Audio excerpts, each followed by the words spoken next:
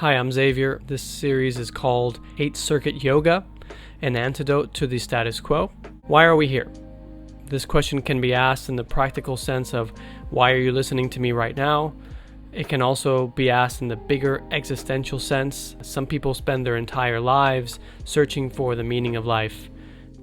They search for the answers to big questions like, why am I here? What is the meaning of life? How can I be happy? How can I avoid suffering? For thousands of years, all throughout recorded history, people have been searching for a map, a guidebook for living. There have always been men and women of knowledge, philosophers, scientists, mystics, spiritual teachers, and religious leaders, cultural icons, all proclaiming that they know the answers to the big questions. 8th Circuit Yoga doesn't provide the answers to the big questions. It doesn't tell you how to live or what to do with yourself, but it does provide a model to understand and a process for how you can live a fuller life. And perhaps you can find out some of the answers to the big questions yourself. As the saying goes, a picture is worth 1,000 words. Many of us go through life feeling like the wilted plant on the left. I think it's possible to spend more time feeling like the plant on the right. Not necessarily all of the time, but certainly more than we're used to. I know this because for much of my life, I was like the plant on the left. These days, I find myself feeling more like the plant on the right. I'm here to tell you a story, and that story is that transcending our mundane lives is possible. Being human is much more than personal soap opera dramas that happen to us in the years between the body's birth and death. It's more than all the disastrous mess we hear about on the news. It's more than the increasingly shallow, corporatized entertainment that we ingest on a daily basis. And life is certainly more than what we find on social media feeds. In this talk, our current way of living is called the status quo. 8th Circuit Yoga is a framework or path that can serve as a guide to understanding your subjective first-person experience of the world. With this framework, you can put aside conventional truths taught to you by society and cultural traditions. This isn't a religion. This isn't an attempt at science or philosophy. This isn't part of a New Age movement. This isn't a self-help seminar or some magical cure to your problems. This is a tool to help you navigate through your life. And much of what I'll cover is pretty practical, although admittedly some of the content might sound strange or fantastical, especially as we get into the higher circuits. I've come to the conclusion that we need to do two things in order to transcend the status quo.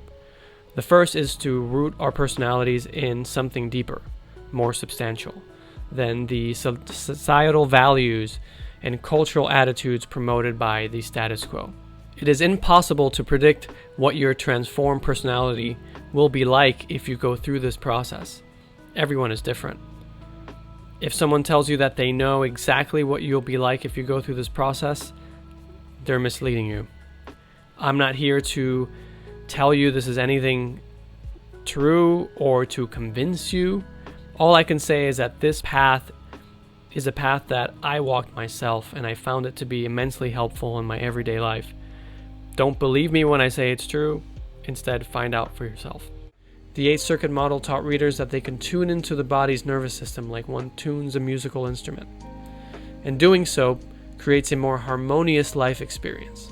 After almost a decade of my research and exploration, it has become clear to me that the 8th Circuit model is rooted in deep truth.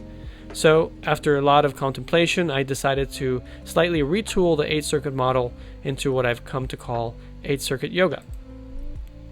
There are many misconceptions about the term yoga. Yoga didn't originate as a workout method. Yoga is a Sanskrit term that means union. It is closely related to yoke, which means to bind, to harness together. This is an agricultural term. It is a wooden crosspiece that is fastened over the necks of two animals and attached to the plow or cart that they are to pull. See the photo. There is an esoteric meaning to being yoked. One can yoke one's body to a higher power. This is a term used in various traditions. Of course, it is mostly known as a Hindu term. In Hinduism, you have the imagery of Krishna as a chariot driver. In Christianity, Jesus is quoted in the book of Matthew as saying, "Take my yoke upon you and learn from me, for I am gentle and humble in heart, and you will find rest for your souls." The Greek term syzygy, meaning to be yoked together, is used in the sciences as well as some more esoteric philosophies like Gnosticism. I was surprised to find out that the word religion comes from the word religare, which means to bind. The binding was a bond between humans and gods. Now, I'm sure this sounds horrifying to some, especially those who don't believe in anything having to do with religion and who believe religion is irrational and dangerous. Who wants to be bound like livestock? Who wants to live in submission to some great higher power? It sounds like fascism or maybe cult-like thinking. The answer to these critiques is not very convincing or reassuring. The answer is basically, well, it's not like that. Being yoked does sound pretty unpleasant and harmful. But for me, what's unpleasant and harmful is the status quo. We're all yoked to something. Most of us are yoked to the status quo. And as you'll see, the Circuit 1 through 4 programming dictates how we view, behave, and interact with the world around us. The Hindu sage Ramana Maharshi is known to encourage the asking of the question, who am I? 8th Circuit Yoga is about encountering and establishing a relationship with an aspect of yourself that you may not even realize exists.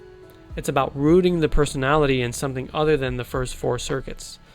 Right now, we operate in the first 4 circuits most of the time. Therefore, our perspective is that of the cattle being yoked, some burdened animal.